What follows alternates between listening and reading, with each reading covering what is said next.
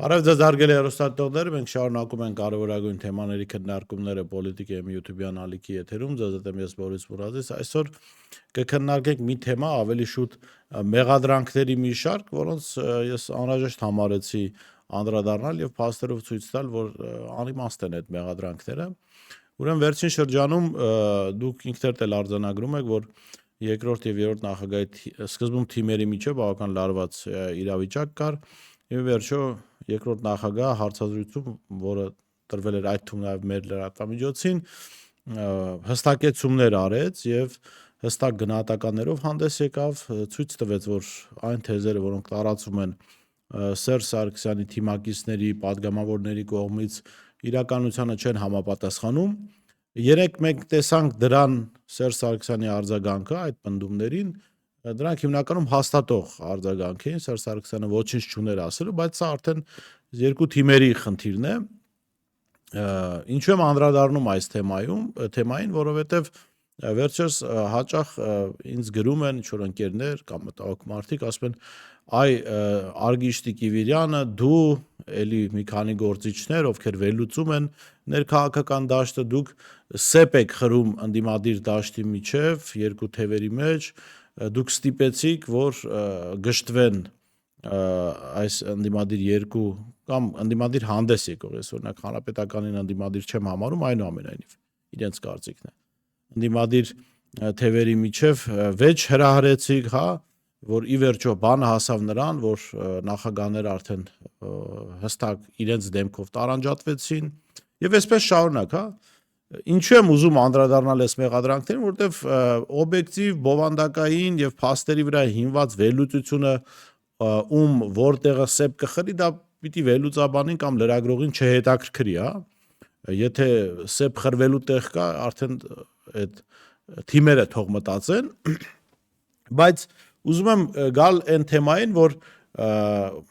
անկախ վերլուծաբանները կամ լրատվամիջոցները անկախ կլինեն, անկախ չեն լինի, դրանք նպաստել են այս կոնֆլիկտի այսպես հասունացմանը։ Այդպիսի բան չկա։ Եվ քանի որ այս թեմայի եւ 2008-ի իրադարձությունների վերաբերյալ եւ Սերժ Սարգսյանի քաղաքական դաշտում ծավալած բացասական գործունեության վերաբերյալ ամենաշատը փաստարկված խոսել ենք մենք, դրա համար ես որոշեցի անդրադառնալ այս թեմային։ Այս հակասությունը, որը կա երկրորդ եւ երրորդ նախագահների միջև, առնվազն տասնամյակների պատմություն ունի եւ դա որևէ կերպ կապված չի մեր գործունեության հետ։ Ավելին ասեմ, դա կոնկրետ գալիս է Սերժ Սարգսյանից եւ իր թիմից եւ ես այսօր հստակ փաստերով կխոսեմ, գոնե կսկսենք 2008 թվականից, երբ Ռոբերտ Քոչարյանը թողել է նախագահի պաշտոնը, մինչև այդ էլ Սերժ Սարգսյանի գործունեությունը բավական այսպես մութ է եղել, այդ տարիներին քաղաքականությամբ զբաղվող գործիչները այսպես ոչ հրապարակային զրույցներում որոշ մանրամասներ ներկայացնում են, բայց քանի որ դրանք հրապարակային հայտարարություններ չեն, փաստեր չեն, ես չեմ կարող դրանց վրա հենվելով հիմա վերլուծություն անել, հիմա այսօրվա վերլուծության համար կվերցնեմ կոնկրետ փաստեր։ 2008 թվականի նախագահական ընտրություններից հետո, երբ Ռոբերտ Քոչարյանը թողել է նախագահի պաշտոնը, հենց առաջին օրվանից, ես կարող եմ ասել անգամ մինչև նախագահի պաշտոնը թողնելը, Սերժ Սարգսյանի անմիջական շրջապատը դեմոնիզացրել է երկրորդ նախագահին, փորձելով ցույց տալ մի հրեշավոր քաղաքական գործչի կերպար, հանրությանը այդպես մատուցել։ Սերժ Սարգսյանի անմիջական թիմակիցները այդ գործունեություն ծավալել են դիվանագիտական մակարդակում, այսինքն դեսպանատների հետ աշխատանքում, հա, դեսպանների հետ հանդիպման ընթացքում, իսկ իրենց կողմից ֆինանսավորվող, աճեցվող քաղաքական շրջանակները, խոսացող գլուխները դա անում էին հրապարակային եւ այդ խոսացող գլուխները մի մաս հիմա իշխանության է։ 2000 հատկապես 2008 թվականից սկսած Ռոբերտ Քոչարյանի կերպարի դեմոնիզացման գործին լծվել էին Սերժ Սարգսյանի իշխանության հաճախորդներ Արման Բաբաջանյանը, որը նրա շնորհիվ ազատություններ ստացել, հա, Նիկոլ Փաշինյանը, նույն որ հիմա վարչապետի պաշտոնն է զբաղեցնում, Ստյոպա Սաֆարյանը, հա, Անահիտ Բախշյանը, Արամ Զավենի Սարգսյանը եւ այսպես շատ կերպարներ։ ու նրանց գործունեությունը թափանցիկ էր, շատերը գիտեին, որ նրանք ֆինանսավորում են իշխանությունների կողմից, շատերը գիտեին, հա, որ Արման Բաբաջանյանը բանտից հետո երբ ստեղծեց առաջին եմ կայքը, որով հենց հիմնական քարոզչությունը տարվում է Ռոբերտ Քոչարյանին, դա ֆինանսավորում էր Սերժ Սարգսյանի փեսա Միքայել Մինասյանի կողմից։ Բայց եկեք բացենք նպատակը, հետո կոնկրետ Սերժ Սարգսյանի թիմակիցների մասին խոսենք։ Երկու նպատակ կար Ռոբերտ Քոչարյանի կերպարի դեմոնիզացման։ Ռոբերտ Քոչարյանի իշխանության տարիները իհարկե այդ տարիներին եղել են պաշտոնյաների կողմից հանցավոր դրսևորումներ, այդ պաշտոնյաների կողմից եղել են չարաշահումներ, բայց մեր պետության այս 30 տարիների կտրվածքը, որ նայում ենք, պետության ամրացման, տնտեսական առաջընթացի, կայունության, ներքին համերաշխության լավագույն 10 տարիներն են։ Գուցե ավելի լավ իշխանավոր գա եւ դա այսինքն ավելի լավ արդյունքներ ապահովեն, բայց եղած իշխանավորների ֆոնին ենք մենք դա արձանագրում, հա։ Եվ Սերժ Սարգսյանը գալով իշխանության, լավ հասկանալով, որ ինքը որպես քաղաքական կերպար հնարավոր արդյունքներ չի կարող առավել դրական ապահովել, քան եղել է իրենց առաջ, իրեն ինչ էր մնում անել, քանի որ նաև կար այսպիսի համոզմունք, որ ինքը եկել է իշխանության, այլևս այդ իշխանությունը որևէ մեկին չի տալու երկար ժամանակ, հետո լավագույն դեպքում այդ իշխանությունը պիտի զիջի իր փեսային, դրա համար պետք էր վարկանիշ ունեցող նախկին նախագահին հրեշի կերպարում ներկայացնել, տեղի էր ունեցել մարտի 1 իրադարձությունները, այդ իրադարձությունը խտացնել գույները եւ դա էլի կապել Ռոբերտ Քոչարյանի անվան հետ։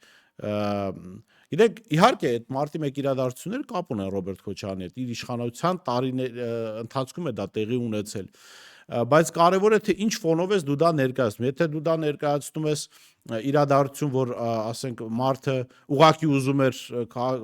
մարդկանց սպաներ, հա, եւ հրահանգ է տվել սպաներ քաղաքացիներին, այդտեղ հրեշացնում ես մարդուն։ Երբ որ ասում ես իրականությունն ես ներկայացնում եւ ասում ես, որ այո, կային ցուցարարներ, որոնք զինված էին եւ որոնք նաեւ կրակել են այդ հավաքի ընթացքում, հատկապես գիշերվա հավաքի ընթացքում մարտի 1-ի եւ ոստիկաններ են զոհվել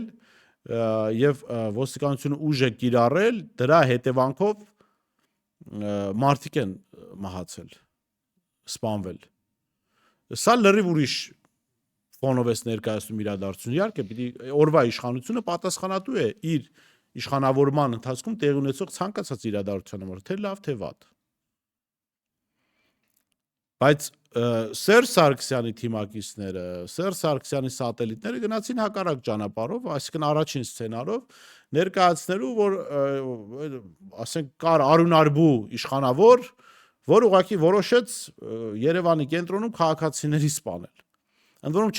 շատ դեպքերում չէին էլ իշտակում, որ սպանվածների մի մասը ոստիկանության ներկայացուցիչներ են, առնվազն 2-ը,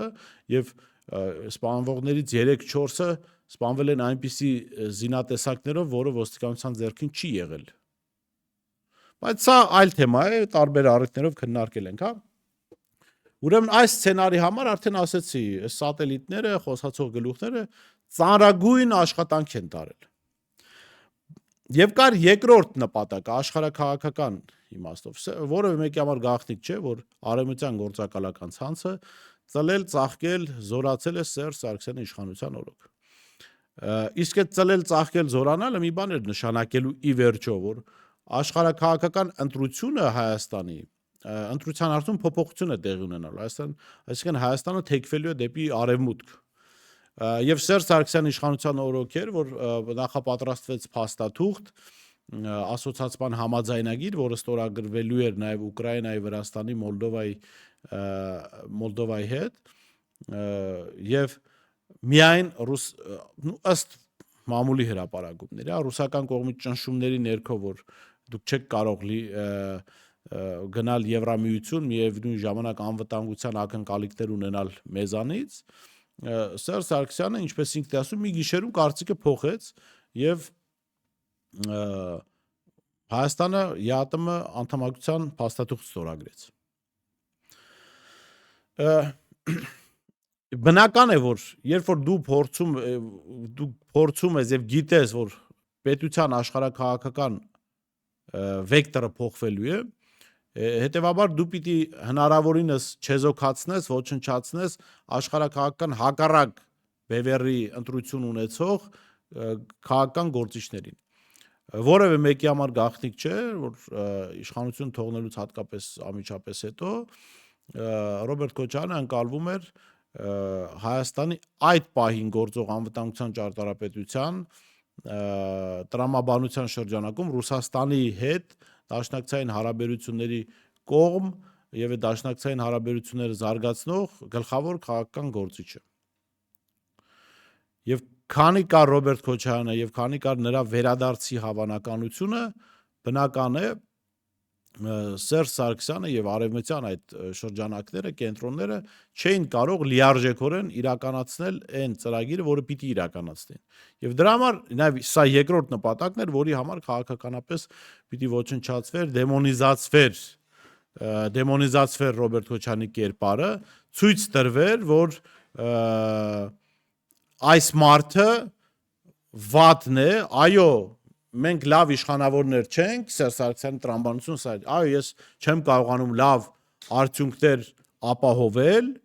ես չեմ կարող տնտեսությունը զարգացնել, ես չեմ կարող օլիգարխների ձեռքը բռնել, ես չեմ կարող պետությունը չծառայեցնել իմ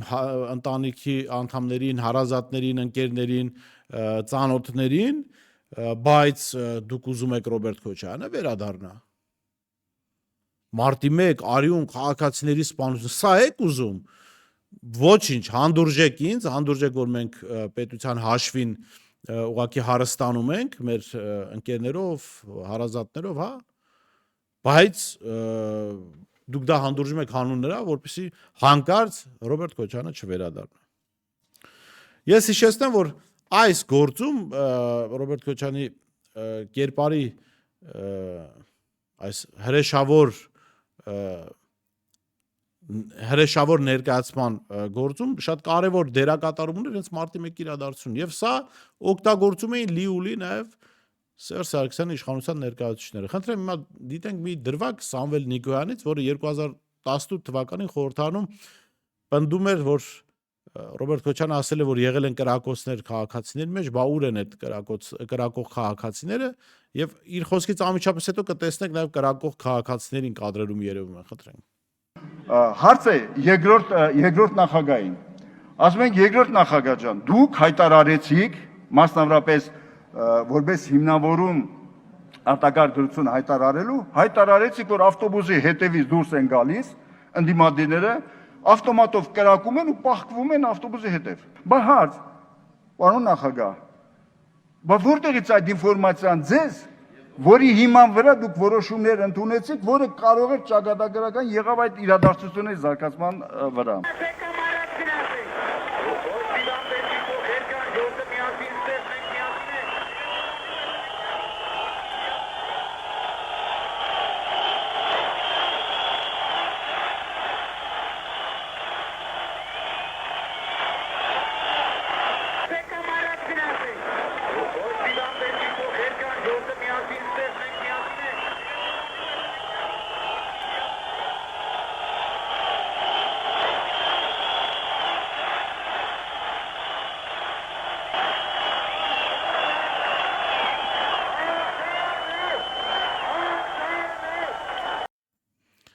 Դուք լսեցիք Սամվել Նիկոյանին, ուրեմն այս մարդը հարց է բարձրացնում կրակողների վերաբերյալ մի պարագայում, երբ որ ինքը եղել է մարտի 1-ի հանձնաժողովի ղեկավարը, այդպիսի մի հանձնաժողով էր ստեղծվել այն ժամանակ, եւ այս տեսանյութը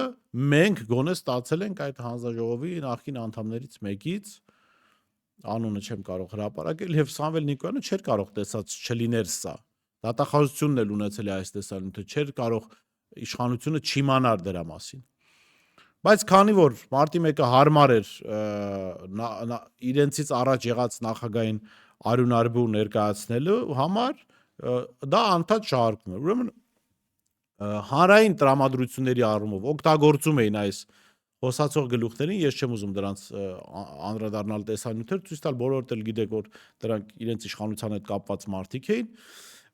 աշխարհաքաղաքական առումով էլի Ռոբերտ Քոչարյանի կերպարի հրեշավոր ներկայացումը իրեն զուտ ռուսական շահերը սպասարկող նախագահ ներկայացնելը էլի պիտի օգներ Սերժ Սարգսյանին, որովհետև աշխարհի համար էլ, արևմուտքի համար էլ Սերժ Սարգսյանը հասկանալի չէր, բայց ինքը ինչ էր ասում, ասում էր սիրելի արևմուտք, ճիշտ է, ես վատն եմ, ընտրություններ եմ կեղծել, տարբեր պատմությունների մեջ եմ խառա, բայց իմ փոխարեն իշխանության կարող է գալ Ռոբերտ Քոչարյանը, որը լրիվ պրոռուսական գործիչ է եւ արևմուտքի հետ հարաբերությունները կփչացնի, միանշանակ Հայաստանը կկտրի արևմուտքից։ Չնայած ես ասեմ, ամենաբալանսավորված քաղաքականությունը եւ արևմուտքի եւ Ռուսաստանի հետ եղել է Ռոբերտ Քոչարյանի օրոք։ Հիմա ես հրապարակում եմ փաստաթղթեր, գաղտնի են եղել, բայց WikiLeaks-ի շնորհիվ սրանք դադարել են գաղտնի լինել, ԱՄՆ գործերի հավատարմատար Փենինգթոնի հանդիպումը այս նույն Սամվել Նիկոյանի հետ։ Ինձ մոտ ընդհանրապես WikiLeaks-ում այնքան փաստաթղթերում է հիշատակում Սամվել Նիկոյանի անունը եւ Փենինգտոնի հետ հանդիպումները եւ Փենինգտոնի գնահատականը հետեւյալն է, որ Սամվել Նիկոյանը մեզ համար իշխանության ներսում եղած վստահելի աղբյուր է։ Ինձ մոտ տպավորություն է, որ Սամվել Նիկոյանը աշխատում էր ամերիկյան դեսպանատանը։ Սա էլ հատուկ նրա համար, որ Սերժ Սարգսյանն ու իր թիմակիցները ամենտեղ գործակալներ են փնտրում, վստահաբար եթե այսպիսի մի պատմության մեջ ուրիշ գործիչ խառը լիներ, միանշանակ դա գործակալ ու դավաճան հռչակված կլիներ։ Խնդրեմ, ձեր կուսակցության լիդերներից մեկը փաստորեն ձեր գնահատմամբ կարող էր համարվել գործակալ։ Իմ գնահատմամբ առնվազն ես կասկած ունեմ, որ այդ մարդը Միացյալ Նահանգների դեսպանատանը աշխատող է եղել, որովհետև շատ հրապարակումներ կան իր մասին։ Ուրեմն WikiLeaks-ի համաձայն 2009 թվականի փետրվարին իշխող հանրապետական կուսակցության ներկայացուցիչ ներկայումս ազգային ժողովի այն ժամանակվա փոխխոստակ Սամվել Նիկոյանը ԱՄՆ-ի դեսպանատան ներկայացուցիչների հետ հանդիպմանը բացահայտ խոսել է Սերժ Սարգսյան Ռոբերտ Քոչարյան հակասության մասին։ Նիկոյանի խոսքով նախագահ Սարգսյանը անձամբ հանդիպել է Ռոբերտ Քոչարյանին այն բանից հետո, երբ ազգային ժողովում կոալիցիոն դաշնակիցներ Բարգավաճ Հայաստան եւ Դաշնակցությունը վճռականորեն քննադատել են հրապարակավ դեմ են արտահայտվել կառավարության առաջարկած օրենսդրական նախաձեռնությանը, ըստ Նիկոյանի Սերժ Սարգսյանը Ռոբերտ Քոչարյանին ասել է. «Դուք կարող եք վարչապետ լինել, սակայն այդ դեպքում պետք է ձեզ հետ նախագահ բերեք»։ Տպավորությունն այնպիսին է, կարծես Սերժ Սարգսյանը չի հանդուրժելու Քոչարյանի շարունակական քաղաքական մանևրները Սարգսյանի կառավարության դեմ, եւ եթե այս հերրական քաղաքական պատերազմները շարունակվեն, դա կարող է վերածվել լայնածավալ առճակատման։ Վաշինգտոն ուղարկված հեռագրում գրել է Հայաստանում ԱՄՆ-ի գործերի հավատարմար Ջոզեֆ Փենինգթոնը։ Վերջինիս հետ զրույցում հանրապետական խմբակցության քարտուղար Սամվել Նիկոյանը ներկայացրել իր գնահատականը եւ պնդել, թե չնայած Սերժ Սարգսյանի ընդդիմությանը նախկին նախագահ Ռոբերտ Քոչարյանը կարող է խորհրդարանում բավարար չափով ձայներ հավաքել կառավարությանը անվստահություն հայտնելու համար, եթե իրապես նման մտադրություն ունենա։ Իր կողմից ամերիկացի դիվանագետը մանրամասնել է. Կոալիցիայի ներսում Բարգավաճ Հայաստանը լիովին ընկալվում է որպես Քոչարյանի գործիք։ Դաշնակցությունը չնայած ավելի անկախ է, սակայն նաև ավելի սերտ կապեր ունի Քոչարյանի հետ, քան Սերժ Սարգսյանի հետ։ Օրինակ, երկիրը թվում է, թե հիմա Սարգսյանի ճամբարում է, սակայն այս կուսակցության առաջնորդն արդեն ապացուցել է, որ միշտ պատրաստ է համաձայնել, եթե որևէ մեկն ավելի ձեռնտու առաջարկ անի, իշխող հանրապետականը լիովին նախագահի վարչապետի թիկունքում է, այնուամենայնիվ հանրապետականի էլիտայում էլ կարող են ի հայտ գալ խորքային ճաքեր, հենց որ խաղաքարտերը բացվեն, գրել է Փենինգտոնը։ Սամվել Նիկոյանի հետ հանդիպումից հետո Սամվել Նիկոյանի ուղիղ տված ինֆորմացիաների հիման վրա ես որքանով որ ես գիտեմ, այն հանդիպումը, որը հիշատակում է Նիկոյանը եւ այն խոսակցությունը առնվազն, որը հիշատակում է Սամվել Նիկոյանը, տեղի չի ունեցել։ Այսինքն Սերժ Սարգսյանը չի հանդիպել Ռոբերտ Քոչարյանին եւ չի ունեցել այսպիսի զրույց, որ եթե ուզում ես գալ վարչապետ, ապա նախագահ էլ հետդ բեր։ Այնպես ինչպես տեղի չէր ունեցել Հայկ Մամիջանյանի պնդած խոսակցությունը, որ Ռոբերտ Քոչարյանը խնդրել է Սերժ Սարգսյանին մասնակցել ընտրություններին։ Զրույցում հանրապետական շարունակում Նիկոյանը վստահեցրել է, թե կառավարությունը մաքսային վարկային դաշտերում վերահսկում է օլիգարխներին, որոնց պատկանում են ամենաշահութաբեր բիզնեսները ներմուծման ոլորտում։ Պատգամավորի խոսքով իշխանությունները չեն կարող ուղիղ պայքար մղել նրանց դեմ, այդ իսկ պատճառով օգտագործում են հսկիչ դրամարկղային մեքենաների խաղարկության կտրոնները,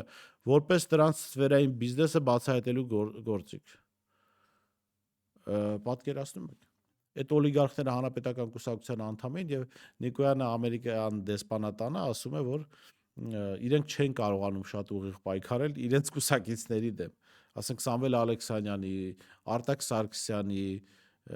Բելաջոյի Գրիշի, իրենց կուսակիցների դեմ իրանք չեն կարողանում պայքարել, հետաքրքիր է։ Իսկ ինչ թույլ մարդիկ են եղել։ Հերագրի ավարտին Փենինգտոնը նշում է, որ կուլիսների հետևում Սերժ Սարգսյանն եւ Ռոբերտ Քոչարյանը միջև շարունակվող պայքար արդեն դուրս եկել հազիվ նշмарվող ակտարկների եւ շշուկների մակարդակից եւ դարձել քաղաքի ամենավատ պահվող գաղտնիքներից մեկը։ Այնուամենայնիվ նախագահ Սարգսյանի ելույթը Բարգավաճ Հայաստանի համագումարում ցույց է տվել, որ նա կարողացել է գոնե առայժմ իր կողմ պահել այդ կուսակցությանը, գրել է ամերիկացի բարձրաստիճան դիվանագետն ու հավելել. եթե Նիկոյանի ներկայացած տեղեկությունները ճիշտ են, շատ հետաքրքիր է, որ Սերժ Սարգսյանը ուղղակիորեն հակադրության մեջ է մտել Քոչարյանի հետ եւ վերջինս նահանջել է։ Նա նաեւ մտահոգիչ է, քանի որ ցույց է տալիս, որ թե որքան դժվար կարող են դառնալ այս երկուսի հարաբերությունները։ Մենք կարծում ենք, որ Քոչարյանը դեռևս կսպասի իր համար բարենպաստ ժամանակների, թերևս երբ առաջիկա տնտեսական ֆինանսական ճգնաժամը վերջնականապես կհարվածի վարչապետ ու նախագահ Սարգսյանների վարկանիշներին։ Աբսուրդ, հասկանում եք, այսինքն նման կեղծիք զարմանում եմ, այսինքն մարդիկ գնացել են ամերիկացի դեսպանին համոզեն, ասեն ախպեր մենք հա վատն ենք, բայց Ռոբերտ Քոչարյանը ոնց որ ուզում է հետ գա, հենա Բարգավաճ Հայաստան Իրանն հանրապետականն մարդիկ ունի կուլիսներում թեժ իրավիճակ է, չնայած այդպես իրավիճակ չի եղել։ Այդ օրերին ներքաղաքական խոհանոցին ծանոթ մարդիկ գիտեն, որ Ռոբերտ Քոչարյանը որևէ հավակնություն չուներ վերադառնալու իշխանության։ Ուրեմն, մեկ այլ հանդիպման ժամանակ Փենինգտոնը գրում է. Նիկոյանը կամավոր կերպով հայտնեց իր գնահատականը, որ եթե Քոչարյանը իսկապես որոշի պաշտոնանկ անել վարչապետի եւ զբաղեցնել նրա տեղը, Քոչարյանը կկարողանա բավարար ձայներ հավաքել ազգային ժողովում, անվստահության քվեի հարցում հաղթելու համար չնայած նախագահ Սարգսյանի ընդդիմությանը։ Սակայն թվում է, թե Քոչարյանը այս պահին հակված չէ բաց քաղաքական պատերազմ սկսել իր նախկին հովանավորյալ Սերժ Սարգսյանի հետ։ Իշխող կոալիցիայի շրջանակներում, ասում է, Բարգավաճ Հայաստանը լիովին Քոչարյանինն է։ Հույդան անկախ է, բայց թեքված է դեպի Քոչարյանը։ Օրինակ երկիրը, ասում է, ըստ շահերի կարող է թեքվել։ Ասում է, գերիշխող հանրապետական կուսակցությունը կարծես լիովին նախագահ Սարգսյանի անկյունում է եւ հետեւաբար նաեւ վարչապետ Սարգսյանի անկյունում։ Առայժմ, բայց հանրապետական հաստատության ներսում նույնպես կարող են լինել ստորգետնյա խզումներ, եթե առճակատում տեղի ունենա։ Արդեն ասացի, որ Wikileaks-ում կան բազմաթիվ փաստաթղթեր, որտեղ Փենինգտոնը Նիկոյանին համարում է իշխանության ներսում վստահելի աղբյուր իրենց համար։ Այսինքն իշխանության ներկայացուցիչը գնացել զեկուցագրեր է գրել ԱՄՆ գործերի հավատարմատան, հիմնականում կեղծ պնդումներով, որ ինչ որ թեժ իրավիճակ է, ուզում են Սերժ Սարգսյանին գցել, Սերժ Սարգսյանն ուզում է գցել Ռոբերտ Քոչարյանը, որը դեմ է արևմուտքի հետ հարաբերություններին, ճիշտ է, մենք վատն ենք, մեզ պահեք, խնդրում ենք, հանկարծ պրոռուսական գործիչ չկա։ Ուրեմն ես ընթերցեմ մեկ այլ փաստաթուղթ, սա ընդհանրապես որևէ կերպ չի տարածվել հայկական մամուլում եւ պատճառը հասկանալի է, որտեղ այդ մամուլը մեծամասամբ գտնվում էր Միքայել Մինասյանի վերահսկողության ներքո, ուրեմն ընտրությունների հաջորդ օրը 2008 թվականի Քոչարյանը սևացնելու գործին էր լծվել նաև Սերժ Սարգսյանի փեսա Միքայել Մինասյանը, որը այդ ժամանակ իր օգնականն էր, աշխատակազմի ղեկավարի տեղակալն էր ամեն դեպքում։ Ուրեմն Փենինգտոնը գրում է. վերջի վերջո գլխավոր թեման այն էր Միքայել Մինասյանի հետ հանդիպման, որ վարչապետը ամեն ինչ արել է, Մինասյանի խոսքերն է ասում, որ վարչապետն ամեն ինչ արել էր իր լիազորությունների սահմաններում, արդար եւ թափանցիկ ընտրություններ եւ հետընտրական գործընթացներին խթանելու համար։ Սակայն Քոչարյանը ուժեղ նախագահ եւ դեռ ղեկավարում է իշխանություն եւ սահմանափակում կա, թե որքան ազդեցություն կարող է ունենալ Սարգսյանը իր վրա։ Հասկանում եք, այստեղ միտքը տեսեք։ Ասում է, Սերժ Սարգսյանն ամեն ինչ արել է իր լիազորությունների շրջանակում, որ արդար եւ թափանցիկ ընտրություններ լինեն, բայց Քոչարյանը ուժեղ նախագահ է դեռ Սարգսյանի մոտ չի ստացվում։ Այսինքն Սերժ Սարգսյանը ուզեցել է չկեղծել ընտրությունները, որին ինքը մասնակցում է, Ռոբերտ Քոչարյանը բռնել ու կեղծել է։ Եվ նույն նարատիվի շարունակությունն այն է, որ Սերժ Սարգսյանը չէր ուզում քաղաքացիների հետ բախումներ ոստիկանության, այլ Ռոբերտ Քոչարյանը հրահանգեց, որ այդ բախումները տեղի ունենան։ Շարունակում է Միքայել Մինասյանը, ասում է. Նմանապես Երևանի շրջաններում մեր կողմից նկատված բազմաթիվ խնդիրներ հզոր օլիգարխների ձեռքի գործն էին, ովքեր պահպանել էին զգալի անկախ իշխանության հիմքեր եւ դեռևս տարապում էին հին մտածողության այն մտածելակերպից, որ ընտրության օրը նրանք պետք է դուրս գային եւ ամեն ինչ իրենց ձևով անեն։ Սա մասամբ վարչապետին օգտակար լինելու սխալ ցանկություն է, մասամբ էլ պարզապես իրենց սեփական եսասիրական կարիքն է խաղալու տեղական խոշոր խաղացողների դեր եւ բոլորին հիշեցնելու, թե ով է իրականում թաղամասի տերը։ Այսինքն իրենք ոչ մի մեղք չեն գործել, դա Քոչարյանի իշխանության օրոք այդ եղած օլիգարխներն են, այդ բանը մարզային իշխանավորները, որոնք բռնելու Սերժ Սարգսյանի կամքին դեմ ընտրություններին հարամություններ են արել։ Մինասյանն ասաց, որ պաշտոնը ստանձնելուց հետո Սարգսյանն հույս ունի հաստատել օրենքի պատշաճ գերակայություն եւ վերջ դնել նման մարդկանց ապատժելությանը։ Այսինքն ովքեր էին այդ մարդիկ։ Սասի Արտակ, Սամվել Ալեքսանյան, Մանվել Գրիգորյան, ելով կար, չգիտեմ, տվեք հանրապետականների անուններ, Հովիկ Աբրամյան, Լիսկան, Սուրիկ Խաչատրյան, այսպիսի անուններ դուք հիշեք, որ Միքայել Մինասյանն ասում, այ որ Սերժը գա իշխանության, այս մարդիկ կպատժվեն, օրենքի գերակայություն կհաստատվի, իսկ ինչ եղավ, այդ մարդիկ ծլեցին, ծաղկեցին, մեծ թափ հավաքեցին, ավելին ասեմ, այնինչ չկար Ռոբերտ Քոչարյանի օրոք, ստեղծվեց Սերժ Սարգսյանի օրոք։ Բերեմ պարզ օրինակ, հա, եթե օրինակ Ռոբերտ Քոչարյանի օրոք Սյունիքի մարզում էլի կար Սուրիկ Խաչատրյան, բայց հարց ունենալու դեպքում Սուրիկ Խաչատրյանն էր գնում ոստիկանապետի դատախազի մոտ, հա, որպեսզի տեսնի ինչ կասեն դատախազն ու ոստիկանապետը, գուցե միջանցքնում սպասում էր նաև նրանց, Սերժ Սարգսյանի իշխանությունը դատախազը ոստիկանապետը վազելով գնում էին Սուրիկ Խաչատրյանի եւ նրա նմանների մոտ, վազելով, որտեղ իրական իշխանավորը նա էր։ Թելադրողը, ասողը նա էր։ Դրա համար Սուրիկ Խաչատրյանը իր տան բակում ըստ եղած տեղի ունեցավ սպանություն, ըստ տեղեկությունի ինքն էր սպանություն կատարողը, չդատապարտվեց, ազատվեց կարճ ժամանակով մարզպետի պաշտոնից, հետո էլի վերադարձվեց, որտեվ դա կոնկրետ բիզնես էր եւ այդ բիզնեսը պատկանում էր Սուրիկ Խաչատրյանին։ Ուրեմն, սակայն սա նրա համար շատ ավելի դժվար կլինի անել, եթե ստիպված լինի ապավինել նման մարդկանց աջակցությանը ներկայիս քաղաքական խռովքի ընթացքում։ Անպատժելությունը եւ չարաշահումներին վերջ դնելու լավագույն միջոցն այն է, որ Արևմուտքը հիմա վճռականորեն աջակցի Սարգսյանին, որpիսի նա հետագայում հզորանա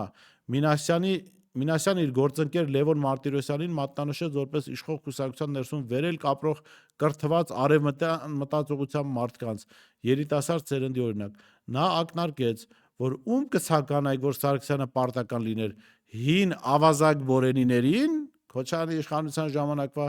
թե այս երիտասարդ սերնդին։ Այս երկու փաստաթղթերը կարծում եմ երեք փաստաթուղթը բավական էր պատկերացնելու համար, թե ինչպիսի աշխատանք էին տանում այս մարդիկ։ Սա տեղի ունեցել 2008 թվականին, ոչ Արգիշտի Կիվիրյանն ենթադրում եմ գոնե այսպիսի վերլուծություններ չի արել, այլ գործով էր զբաղված վերլուծական։ Ես էլ ճիշտ ասած զինվորական ծառայությանը եւ չէի կարող ստիպել Միքայել Մինասյանին գնալ Ամերիկայի գործերի հավատարմատարին նման հիմարություններ ասել։ Ավելին ասեմ, ես Սամվել Նիկոյանին կյանքումս չեմ հանդիպել եւ չէի կարող, չնայած Միքայել Մինասյանին չեմ հասցրել հանդիպել, չէի կարող ստիպել Սամվել Նիկոյանին գնալ ու նման ստեր տարածել։ Դա արել են իրենք Սերժ Սարգսյանի թույլտվությամբ, հրահանգով, ցանկությամբ, հա, եւ նպատակը ես արդեն բացեցի որն է եղել։ Էնպես որ եկեք ձեր կերած բողքերը ուրիշի գրպանը մի գցեք, սեփ խրողն եք դուք, հարաբերություններ փչացնողն եք դուք, հա, եւ Հայաստանը Նիկոլի նման թյուրիմացությունների, Արարատ Միրզոյանի նման գործակալների ձեռքը հանձնողնել եք դուք։ Նրանց ծնող, սնող, բարգավաճումն ապահովողն եք դուք։ Այսքանը լավ մնացեք։